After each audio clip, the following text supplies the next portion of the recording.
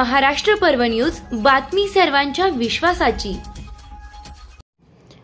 राज्याचे संवेदनशील मुख्यमंत्री एकनाथ शिंदे यांच्या समवेत नाभिक समाजाच्या शिष्टमंडळाची बैठक घेऊन नाभिक समाजासाठी स्थापन केलेले संत सैनाजी महाराज केशशिल्पी महामंडळ कार्यान्वित करून निधी उपलब्ध करण्यासाठी पाठपुरावा करणार आहे।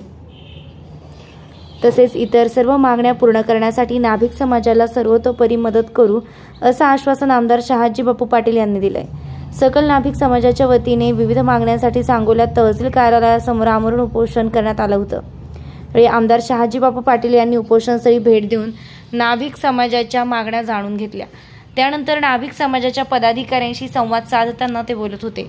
शासनाने नाभिक समाजासाठी स्थापन केलेले संत सैनाजी महाराज केशशिल्पी महामंडळ कार्यान्वित करून अध्यक्ष, उपाध्यक्ष व संचालक मंडळ तयार करून निधी उपलब्ध करून कार्यान्वित करण्यासाठी सकल नाभिक समाजाच्या वतीने तहसील कार्यालयासमोर आमरण उपोषण सुरू केलं होतं।